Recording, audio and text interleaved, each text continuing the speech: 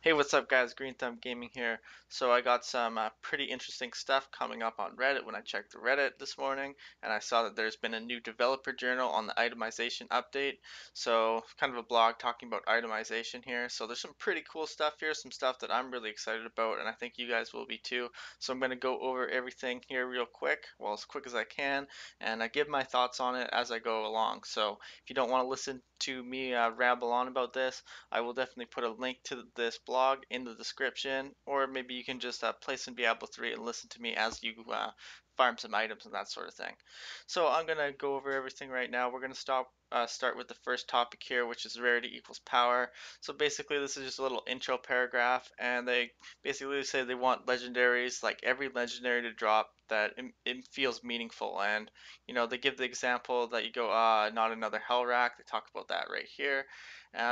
They want you to be like, holy crap, yes, another hell rack. I wonder how good it can be. So they're looking to change that. So the first thing they talk about after that is stat ranges. So right now, legendaries aren't always the best, and they're saying that some people don't even feel like they should identify legendaries, such as back in 1.05. The stat affixes and ranges weren't that good. So what they talk about doing to fix that is that legendary base stats are going to be dependent upon monster level. So a couple examples they give here is if you found Heart of the Iron from a level 63 monster, its base armor would be increased to that of an Archon armor, and its stat ranges would also roll at level 63. So the best example that they give here to me is the Leoric's ring. It's a level 17 ring. You really like the Leoric's ring, but you don't want to have to put on a level 17 ring because its other stats aren't that good. Well, now they're talking about being able to farm Inferno to find that ring instead of Act 2 normal and get a I level 63 version of the ring, which will be much more viable to wear. So I think that would be really, really cool to see. And everything they talk about here, they're also applying to sets as well. So that's pretty cool. Next thing to talk about is increased item diversity.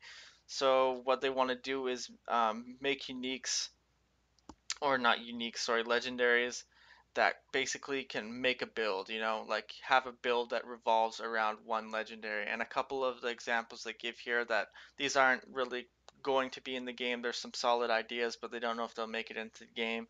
So here's a couple of the good examples here. Let's see. Potential future legendary items ideas would include a voodoo mask that increases pet damage. So if you were like a survivability pet witch doctor, you might really, really want that mask. Barbarian set that makes Call of the Ancients last until they die. So actually giving barbarians like a kind of pet role if they choose to do that. I think that would be pretty awesome.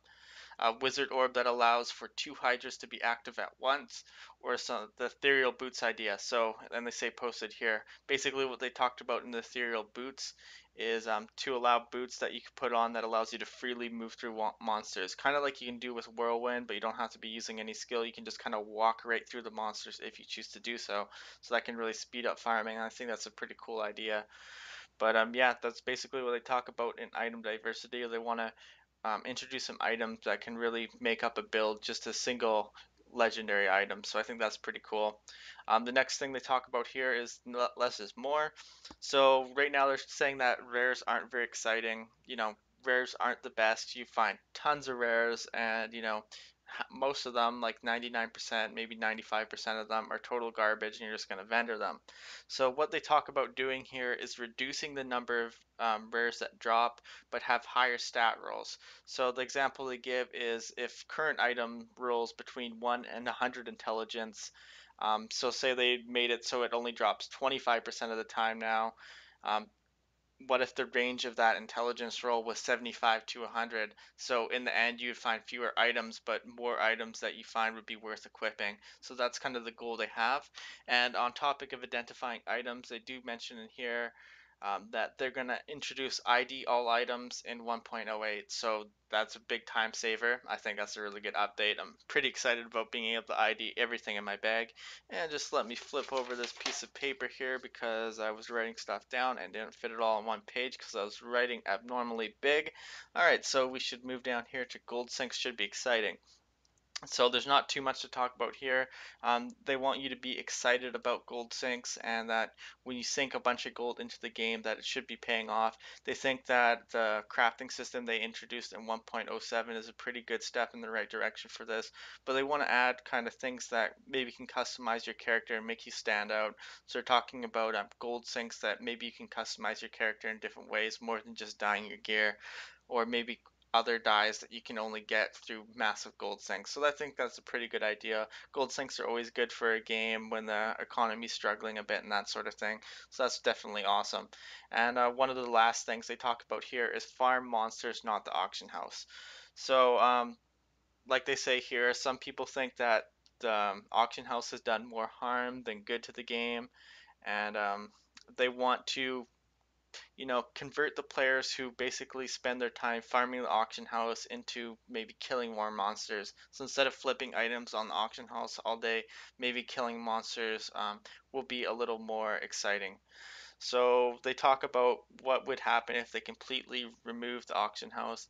Now, the reason they say they don't want to do this is because they don't want people to being like want to sell item, want to buy item all day and spamming trade chat. And yeah, it works. I've seen it work in Path of Exile, but I guess that's not the route they want to go, so they don't want to completely remove the auction house.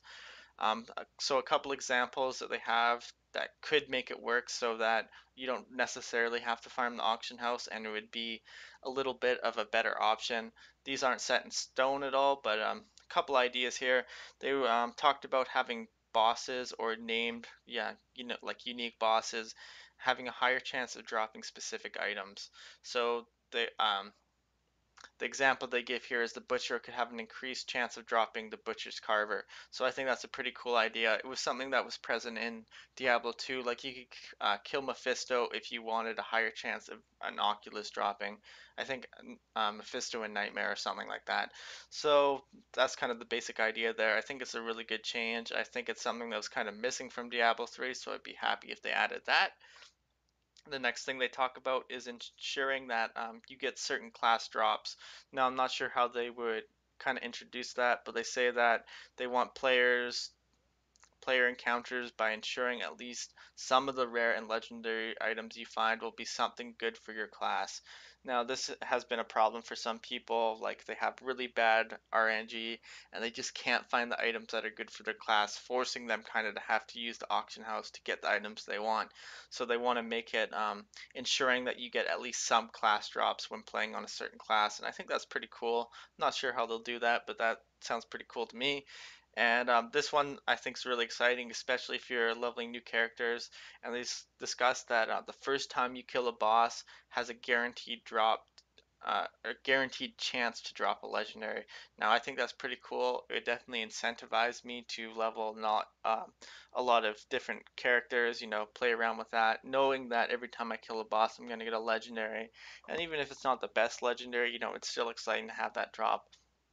So the list goes on and on. They say with design and nothing is ever final, but this is kind of a little bit of a snapshot of what they're doing in regards to itemization.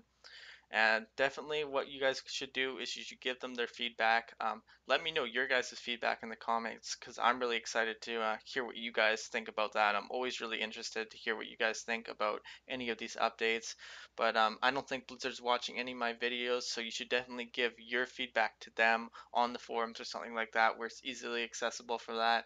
I think they're really starting to listen to the player base and making a lot of changes that the players have been asking for. So that's really good. I don't know if it's Travis Day, who is a game designer for Diablo 3. We've been seeing a lot of him lately. I don't know if he's behind some of this, but he's definitely doing a good job whatever he's doing. So there's a couple other things that I found in a blog here. It was on Diablo fans, so I'm going to pull that up real quick here. I don't know if it's actually recording properly, but we're going to take a look at it now. So here we go. I'll just talk about the last few things here that also a couple things that are going to be coming in patch 1.08 because I think it's pretty important. They're talking about increasing mob density in Act 2, 1, 2, and 4 to make them a little bit more viable to farm with.